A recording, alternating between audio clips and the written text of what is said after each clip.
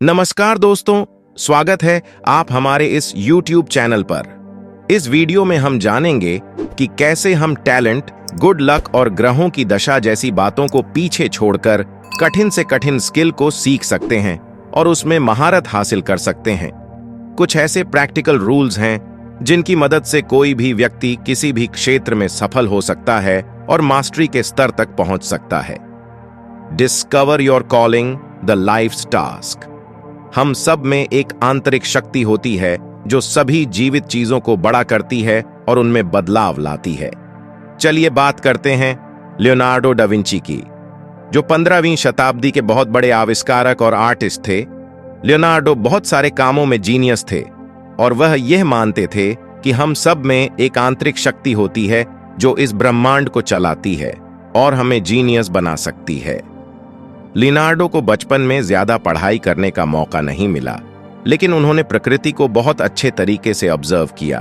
प्रकृति की खूबसूरती और जीवन की शक्ति को देखकर उन्हें अच्छा लगता था और वह प्रकृति की इस खूबसूरत शक्ति को बहुत अच्छे से समझना चाहते थे। वह पहाड़ों पर या नदी के किनारे पर बैठकर प्रकृति की तस्वीरें बनाते थे। जीनियस बनने के लिए सबसे पहले हमें यह पता होना चाहिए कि हमारे लक्ष्य क्या है। जब व्यक्ति के मन में उसके लक्ष्य स्पष्ट होते हैं तो वह उन्हें पाने के लिए उस दिशा में काम करता है और अपना सारा ध्यान और ऊर्जा अपने लक्ष्य पर लगाता है। वह सभी लोग जो अपने कार्य क्षेत्र में जीनियस और सफल होते हैं, उन सभी में कुछ गुण सामान्य होती है। उनमें से सबसे पहला गुण है कुछ नया सीखने की चाहत और अपने काम के प्रति लगन। जीनियस लोग हमेशा जानते हैं कि उन्हें क्या करना है और वह हमेशा अपने काम के प्रति समर्पित होते हैं। आइजैक न्यूटन कहते थे कि वह ग्रेविटी के बारे में हर रोज सोचते थे और उस पर काम करते थे, इसलिए वह ग्रेविटी के नियम की खोज करने में सफल हुए। अल्बर्ट आइंस्टाइन कहते थे कि उनकी सफलता के पीछे उनकी कुछ नया करने की चाहत, कड़ी मेहनत और काम के लिए उनकी लगन थी। Steps for finding your calling, return to your origins. बहुत से सफल लोगों का झुकाव उसी काम की तरफ होता है जिसे वह बचपन से ही करना चाहते थे। आपको यह सोचना होगा कि जब आप छोटे थे तो आपको किस काम का शौक था। ऑक्यूपाई द परफेक्ट नीश। बहुत से सफल लोगों ने अपने लक्ष्य तय करने से पहले अपने बचपन में झांक कर देखा कि बचपन में उन्हें किस काम में दिलचस्पी थी। आपको भी ऐसा ही करना होगा, यानी आपको देखना होगा कि बचपन में आपकी सबसे अधिक दिलचस्पी किस काम में थी। Avoid the false path. कुछ लोग धन और शोहरत को देखकर गलत कामों की तरफ आकर्षित हो जाते हैं। कुछ लोग अपने माता पिता के दबाव में गलत प्रोफेशन को अपना लेते हैं। अगर आप जीवन में सफल होना चाहते हैं तो आपको इस बात का ध्यान रखना होगा कि आप किसी भी काम को केवल उससे मिलने वाली दौलत और शोहरत को देखकर ना अपनाएं और ना ही अपने माता पिता के कहने पर किसी गलत प्रोफेशन में जाएं। Let go of the past. अगर आपने अपने अतीत में कुछ गलत कामों का चुनाव किया है तो आप उन्हें छोड़ सकते हैं। हमें उन फैसलों को बदल देना चाहिए और उन कामों को छोड़ देना चाहिए जिन्हें हमने गलती से चुना है, क्योंकि गलत काम करते हुए हम कभी सफल नहीं हो सकते। Find your way back. जब आप सही काम का चुनाव करके उसमें मेहनत करेंगे तो कई बार आपका ध्यान गलत रास्तों की ओर भटकेगा। ऐसा अक्सर उस समय होता है जब किसी व्यक्ति को अपने काम में मुश्किलों का सामना करना पड़ता है। तब वह सोचता है कि इस काम को छोड़कर कोई और काम किया जाए। अगर आप गलती से भी गलत रास्ते पर भटक जाए तो आपको सही रास्ते पर और सही काम में वापस आ जाना चाहिए, क्योंकि सही काम करने से ही आपको सफलता मिलेगी। Submit to reality. The ideal apprenticeship. School और कॉलेज में हम जो शिक्षा लेते हैं वह किताबी शिक्षा होती है, जिससे हमें सर्टिफिकेट और डिग्री मिलती है। स्कूल और कॉलेज की पढ़ाई खत्म होने के बाद समय आता है प्रैक्टिकल शिक्षा ग्रहण करने का, जिसे ट्रेनिंग भी कहा जाता है, जो कि सफलता के लिए एक बहुत ही महत्वपूर्ण कदम होता है। हर बार जब आप अपना करियर बदलते तो आप इस चरण में नए सिरे से दाखिल होते हैं। नए कार्य क्षेत्र में जाने के बहुत से खतरे होते हैं, क्योंकि नए कार्य क्षेत्र में आपको सब कुछ शुरू से करना होता है और शुरू से सीखना होता है। अब सवाल यह उठता है कि सही काम का चुनाव कैसे किया जाए। इस सवाल का जवाब बहुत आसान है। आपको केवल उसी काम की ट्रेनिंग को चुनना है जिसमें आपको सबसे अधिक सीखने को मिले और जिस काम की मार्केट में अच्छी मांग हो। The 3 steps of the apprenticeship phase. Step 1, deep observation, the passive mode. ज्यादातर लोग अपनी ट्रेनिंग की शुरुआत में यह सोचते हैं कि अपने काम में सफल होने के लिए उन्हें लोगों का ध्यान आकर्षित करना होगा, उन्हें प्रभावित करना होगा और खुद को लोगों के सामने साबित करना होगा, जो कि एक गलत धारणा है। गलत धारणाएं लोगों को सच्चाई से दूर रखती हैं और उनकी सफलता में रुकावट बन जाती है। आपको हमेशा यह देखना चाहिए कि आपके कार्य क्षेत्र में कौन से व्यक्ति सबसे अधिक सफल हैं और उनसे सफलता की तकनीकें और नियम सीखने चाहिए। Step 2, skill acquisition, the practice mode. दोस्तों, किसी भी ट्रेनिंग में सबसे जरूरी और ध्यान रखने वाली बात यह है कि आप एक समय पर केवल एक ही स्किल को सीखें। आप किसी भी कीमत पर एक से ज्यादा स्किल्स को सीखने की गलती न करें, क्योंकि ऐसा करने से आप किसी भी स्किल को कुशलता से नहीं सीख पाएंगे। दूसरी बात, जब भी आप ट्रेनिंग में कुछ नया सीखने की कोशिश करेंगे तो आपको उसमें मुश्किल जरूर आएगी। कई बार आपको नई चीजें सीखनी मुश्किल लगेंगी और कई बार आपको बहुत बोरियत महसूस होगी। ज्यादातर लोग ऐसे समय में सफल होने के शॉर्टकट ढूंढते हैं और निरंतर प्रैक्टिस के महत्व को भूल जाते हैं। आपको इस बात का ध्यान रखना है कि आप अपनी स्किल्स को पूरी लगन से सीखें और शॉर्टकट की ओर भटकने से बचें। Step 3, experimentation, the active mode. जब आप ट्रेनिंग में नई स्किल्स सीखते हैं तो उसके बाद समय आता है उन स्किल्स को अप्लाई करने का। Strategies for completing the ideal apprenticeship, value, learning over money. मशहूर वैज्ञानिक आइंस्टाइन अपने विचारों पर काम करने के लिए खास तौर पर अलग से समय निकालते थे। वह जो भी सोचते थे उस पर काम जरूर करते थे। इसलिए हमें शुरुआत में पैसा कमाने के पीछे नहीं भागना चाहिए और ट्रेनिंग के दौरान सीखी हुई स्किल्स को अमल में लाना चाहिए। Keep expanding your Horizons. हमें नए नए लोगों से मिलना चाहिए और उनके पॉजिटिव विचारों को सीखना चाहिए। ऐसा करने से हमारी नॉलेज बढ़ेगी और हमें वह सब सीखने को मिलेगा जो हम अकेले रहकर नहीं सीख सकते। Trust the process. किसी भी काम में कुशलता हासिल करने के लिए समय लगता है। आपको किसी भी काम की शुरुआत में ही सफलता नहीं मिलती। सफलता पाने के लिए आपको लगातार कोशिश करनी पड़ती है और अपने स्किल को विकसित करना पड़ता है। लगातार कोशिश करने और सीखने से ही कुशलता आती है और आपको सफलता मिलती है। Move toward resistance and pain. अक्सर लोग जब किसी भी स्किल को अच्छी तरह से सीख लेते हैं तो उसी पर काम करते रहते हैं, क्योंकि उस पर काम करना उन्हें आसान लगता है। ऐसा करने की बजाय हमें नई स्किल्स को सीखना चाहिए और नई चुनौतियों को स्वीकार करना चाहिए। ऐसा करने से हम नए नए काम करना सीख लेते हैं और हमारा काम करने का दायरा भी बढ़ता है। Apprentice yourself in failure. जब किसी मशीन में कोई खराबी आ जाती है तो आपको यह पता होता है कि उसके कौन से हिस्से में खराबी है और उसे कैसे ठीक करना है। ठीक इसी तरह जब हम किसी काम में फेल होते हैं तो हमें यह पता चल जाता है कि हमें अपनी कौन सी स्किल्स पर काम करने की और उसे बेहतर बनाने की जरूरत है। Combine the how and the what. हमें किसी भी स्किल को पूरी तरह से सीखना चाहिए और उसे बीच में अधूरा नहीं छोड़ना चाहिए। अधूरी स्किल सीखने से ना तो आप में कुशलता आएगी और ना ही आप उस काम को ठीक से कर पाएंगे जिसके लिए आप उस स्किल को सीख रहे हैं। इसलिए आप जो भी सीखें उसे पूरी तरह से सीखें और सीखने के बाद उस पर काम जरूर करें। Advance through trial and error. आपको हमेशा अपने करियर के शुरुआती दौर में अलग अलग स्किल्स सीखनी चाहिए और अलग अलग क्षेत्र में काम करना चाहिए। आपको 20 से 25 साल की उम्र के बीच में अलग अलग क्षेत्र में काम करना चाहिए और उसमें से जो काम आपको अपने लिए सबसे अच्छा लगे उसे हमेशा के लिए अपना लेना चाहिए। हमें शुरू में केवल एक कार्य क्षेत्र में रहने की गलती नहीं करनी चाहिए, क्योंकि इस आधुनिक युग में जो व्यक्ति केवल एक कार्य क्षेत्र में रहता है वह अक्सर 40 साल की उम्र तक अपने काम से बोर हो जाता है। शुरुआती दौर में अलग अलग क्षेत्र में काम करने से और अलग अलग काम सीखने से आपके पास हमेशा काम करने के नए मौके मौजूद रहते हैं। Absorb the masters power, the mentor. Dynamic गुरु और शिष्य का रिश्ता। कुछ भी सीखने के लिए सबसे अच्छा रिश्ता होता है। अच्छे गुरु अपने शिष्यों का ध्यान उनके लक्ष्य पर करवाते कराते हैं और उन्हें चुनौती देते हैं। वह केवल अपना ज्ञान ही नहीं, अपना अनुभव भी अपने शिष्यों को देते हैं। आपका काम है सही गुरु का चुनाव करना, जिसके पास आपके काम से संबंधित ज्ञान और अनुभव हो। ऐसे गुरु का चुनाव करें जो आपको अपने जीवन का लक्ष्य हासिल करने में मदद कर सके। दूसरी ओर, अगर आपके सर्कल में अच्छे शिक्षक नहीं हैं, तो किताबें आपके लिए सबसे अच्छे शिक्षक साबित हो सकती हैं।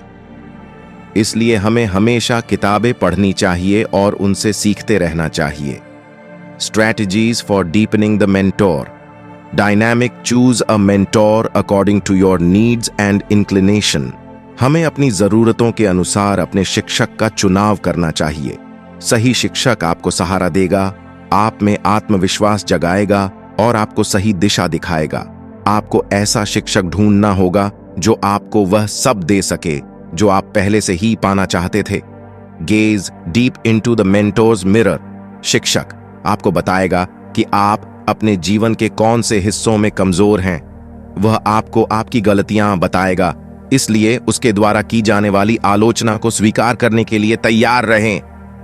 शिक्षक द्वारा आलोचना करने से आपको अपनी गलतियों को सुधारने का मौका मिलेगा और आपका आत्मविश्वास बढ़ेगा। Create a back and fourth dynamic. कई बार आपको यह समझ में नहीं आएगा कि आप क्या सीखना चाहते हैं। इसे समझने के लिए आपको एक बार पीछे जाकर दोबारा से सोचना होगा कि आप अपने शिक्षक से क्या सीखना चाहते हैं। आप जो भी सीखना चाहते हैं वह आपको अपने शिक्षक को बताना होगा, ताकि वह आपको आपकी जरूरतों के अनुसार आपको सभी स्किल्स सिखा सके जिनकी आपके कार्य क्षेत्र में जरूरत पड़ेगी। See people as they are. Social intelligence. हमें दो तरह की नॉलेज होनी चाहिए। पहला, मनुष्यों की स्पेसिफिक नॉलेज जो आपको बताएगा कि वह दुनिया को किस तरह से देखते हैं, और दूसरा, जनरल नॉलेज जिससे आपको लोगों के व्यवहार के बारे में जानकारी मिलेगी और आपको उनकी पॉजिटिव और नेगेटिव भावनाओं का पता चलेगा। Specific knowledge, reading people. दोस्तों, आपको लोगों को वैसे ही समझना होगा जैसे वह असल में होते हैं। आपको लोगों पर ध्यान देना सीखना होगा जिससे आपको यह पता चल जाए कि वह असल में कैसे हैं। आपको उनके शब्दों पर ध्यान देने की बजाय उनकी आवाज की टोन, उनकी नजरें और उनकी बॉडी लैंग्वेज पर ध्यान देना होगा।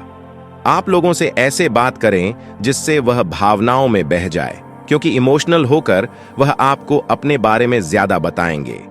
किसी भी व्यक्ति का असली स्वभाव तभी पता चलता है जब वह गहरी भावनाओं में डूब जाता है, जैसे कि तनाव में होना या बहुत उत्साहित होना। अगर आप ध्यान से देखेंगे तो जब कोई व्यक्ति बहुत अधिक तनाव में होता है या बहुत खुश और उत्साहित होता है, तो उसका असली स्वभाव आपके सामने उजागर हो जाता है। कुछ लोगों का असली स्वभाव तब पता चलता है जब वह बहुत गुस्से में होते हैं। ऐसा करने से आप लोगों के बारे में अच्छी तरह से जान पाएंगे और उनके साथ वैसे ही व्यवहार करेंगे। General knowledge, the 7 deadly realities. अब मैं आपको जनरल नॉलेज की 7 सच्चाइयां बताऊंगा जिन पर हमें काम करने की जरूरत है। एनवी, दूसरों से तुलना करना। हम सभी मनुष्यों के स्वभाव में होता है।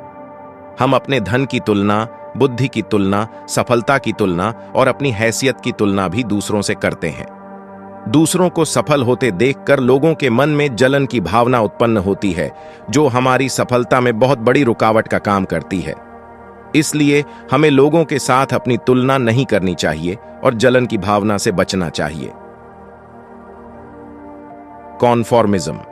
जब लोग समाज में किसी भी तरह के ग्रुप बनाते हैं तो उनके अंदर एक तरह की असुरक्षा उत्पन्न होती है। लोग एक दूसरे को यह दिखाने की कोशिश करते हैं कि वह उनके और दूसरे लोगों के बीच के अंतर का आदर करते हैं, लेकिन वास्तव में जो स्पष्ट रूप से अलग हैं वे असहज और महसूस करते हैं। रिजिडिटी। दुनिया कई तरीकों से जटिल हो गई है और जब भी हमें ऐसी जटिल परिस्थिति का सामना करना पड़ता है तो हम अपनी आदतें और रूटीन ऐसी बनाने की कोशिश करते हैं जिससे हमें ऐसा लगे कि परिस्थिति हमारे नियंत्रण में है। सबसे अच्छी स्ट्रेटजी होती है कि हम दूसरों की कठोरता को स्वीकार करें और उनके विचारों का सम्मान करें। सेल्फ ऑब्सेसिवनेस। काम के वातावरण में हम लगभग खुद को सबसे अधिक महत्व देते हैं और अपने बारे में सबसे पहले सोचते हैं। आमतौर पर लोगों के साथ बातचीत के दौरान उनके साथ उसी बारे में बात करें जिनमें उनकी दिलचस्पी है। ऐसा करने से वह आप में दिलचस्पी लेंगे और जरूरत पड़ने पर आपकी मदद भी करेंगे। लेजीनेस। दोस्तों, हम सब अपने लक्ष्य को जल्दी से जल्दी पाने के लिए सबसे तेज और सबसे आसान रास्ता लेना चाहते हैं, लेकिन हम आम तौर पर हमारी उत्सुकता को नियंत्रित करते हैं। हम कड़ी मेहनत से जो कुछ हासिल करना चाहते हैं उसके महत्व को समझते हैं। आमतौर पर उन लोगों से सावधान रहें जो साथ मिलकर काम करना चाहते हैं।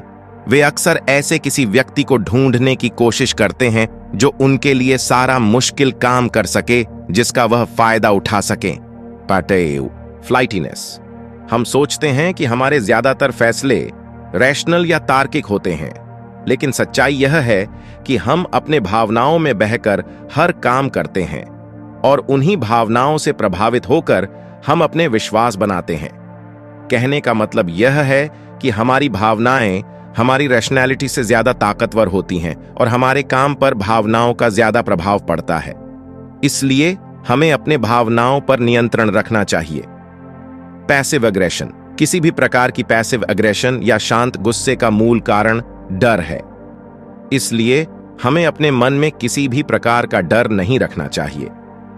Strategies for acquiring social intelligence. Speak through your work. अगर आप किसी ग्रुप में काम कर रहे हैं और आपको लगता है कि आप पर पॉलिटिकल दबाव है, तो भी आपको चिंता नहीं करनी चाहिए। आपका ध्यान केवल अपने काम पर होना चाहिए, और जब आप अपने काम को कुशलता से करेंगे तो उन लोगों में आप अलग दिखाई देंगे जो बोलते ज्यादा हैं और काम कम करते हैं। See yourself as others see you. लगभग हम सभी में किसी न किसी प्रकार की कमियां होती हैं। कुछ कमियां हानिरहित होती हैं, लेकिन कुछ ऐसी होती हैं जो हमें मुसीबत में डाल सकती हैं। कई बार ऐसा होता है कि हम बहुत ज्यादा बोलते हैं या लोगों की आलोचना के प्रति बहुत ईमानदार होते हैं या बहुत आसानी से गलती कर बैठते हैं। आप खुद के साथ ईमानदार रहें और देखें कि आपके अंदर कौन कौन सी कमियां हैं और उन्हें सुधारने की कोशिश करें। जब आप खुद को लोगों की नजरों से देखेंगे तो आपको आपकी कमियां पता चल जाएंगी और थोड़ी सी कोशिश करने से आप उन्हें सुधार लेंगे। सफर फूल्स ग्लैडली।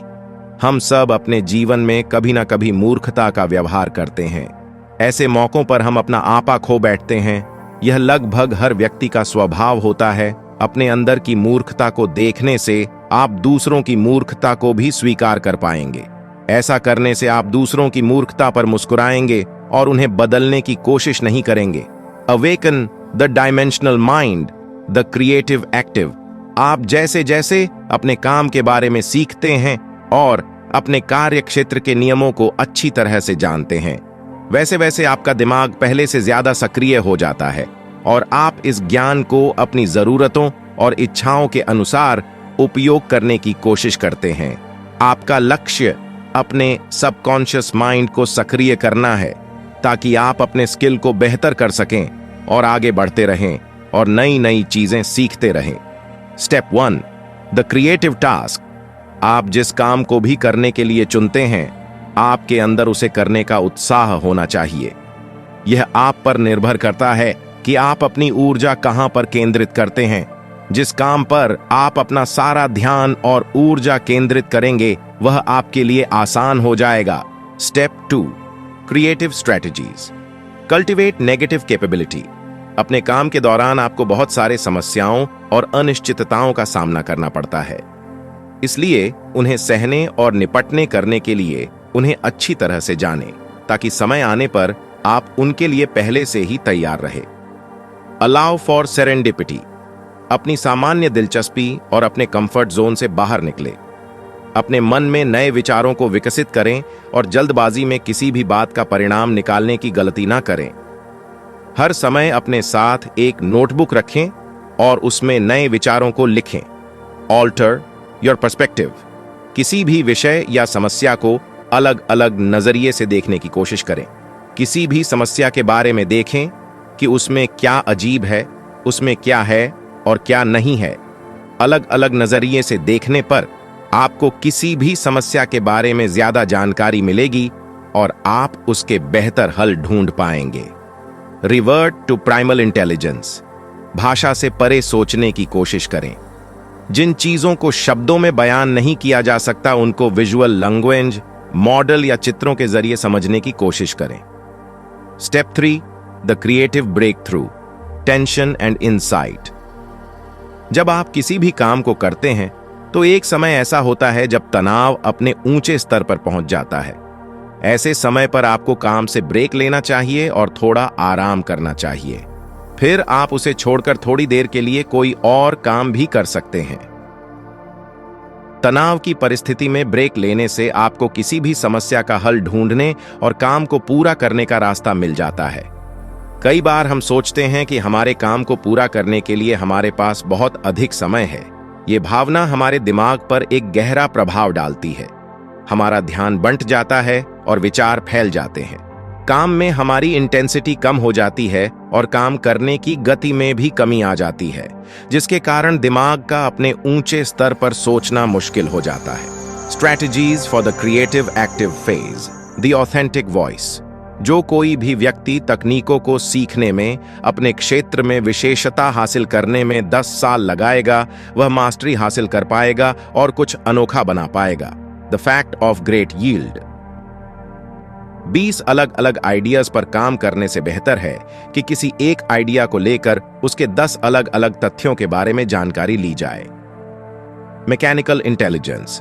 अंत में आप अपने स्किल की बदौलत ही सफलता हासिल करते हैं, न कि मार्केटिंग के जरिए। ओस्टा, नेचुरल पावर्स। आप अपने आप को पूरा समय दें और अपने कार्यक्षेत्र की पूरी जानकारी हासिल करें और धैर्य के साथ अपने हर काम को पूरा करें। The open field. हमेशा कुछ नया बनाने या करने की कोशिश करें। ऐसा करके आप बहुत सारे लोगों को अपनी ओर आकर्षित कर पाएंगे और समाज में अपनी एक अलग पहचान बना पाएंगे। The high and. आप जिस भी प्रोजेक्ट पर काम कर रहे हो वह बड़े से बड़ा होना चाहिए, जिससे ज्यादा लोगों के जीवन पर इसका प्रभाव पड़े। Dimensional thinking. आपको कभी भी जल्दबाजी नहीं करनी चाहिए और धैर्य के साथ काम करना चाहिए। आपको जितना हो सके अपने आइडिया पर हर दिशा से सोचना चाहिए।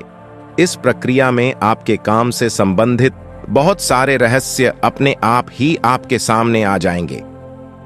Fuse the intuitive with the rational. Mastery. शुरुआत में हमारे इंट्यूशंस या अंतर्ज्ञान इतने धुंधले होते हैं कि हम उन पर ध्यान नहीं देते हैं या उन पर भरोसा नहीं करते हैं। सभी मास्टर्स इस प्रक्रिया से गुजरते हैं, लेकिन धीरे धीरे वे इन आइडियाज पर ध्यान देना सीखते हैं। इनमें से कुछ लोग जहां हैं वहीं रह जाते हैं, लेकिन कुछ लोग इन आइडियाज की बदौलत मास्टरी को हासिल कर लेते हैं।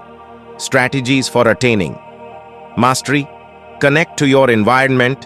Primal powers. अपने वातावरण के साथ गहराई से जुड़ने की क्षमता सबसे महत्वपूर्ण चीज है और मास्टरी हासिल करने का सबसे शक्तिशाली तरीका है। Play to your strengths. Supreme focus. Mastery हासिल करना स्विमिंग करने की तरह है। जब हम खुद प्रतिरोध कर रहे हो या बहाव के विपरीत तैर रहे हो, तब आगे बढ़ना बहुत मुश्किल होता है। इसलिए आप अपनी शक्ति को पहचानें और उसके साथ आगे बढ़े। Transform yourself through practice. The finger tip feel.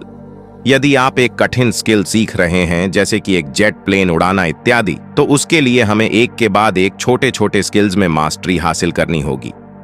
इस प्रक्रिया के अंत में जब हम सभी छोटे छोटे स्किल्स सीख लेते हैं, तो हमारे दिमाग में काफी ज्यादा मात्रा में जानकारी जमा हो चुकी होती है। यह सभी जानकारी हमारे नर्वस सिस्टम का एक हिस्सा बन जाता है, जो किसी भी मास्टर स्किल को सीखने के लिए सबसे जरूरी चीज है। Widen your vision. The global perspective. किसी भी कॉम्पिटिटिव माहौल में जीतने वाले या हारने वाले दोनों तरह के लोग होते हैं। जिस व्यक्ति के पास बड़ी सोच होती है और जिसका नजरिया असीमित होता है, वही विजेता होता है। इसका सीधा सा कारण यह है कि ऐसा व्यक्ति हर समय आगे की सोच रखता है और कैसी भी परिस्थिति को नियंत्रित करने की क्षमता रखता है। पैसू submit to the other. The inside out perspective. हम कभी भी वह महसूस नहीं कर सकते जैसा दूसरे लोग महसूस कर रहे होते हैं। हम हमेशा चीजों को बाहरी तौर पर देखते हैं, जो कि बहुत सारी गलतफहमियों और समस्याओं का कारण होता है। इसलिए हमें चीजों को दूसरों के नजरिए से भी देखने की कोशिश करनी चाहिए।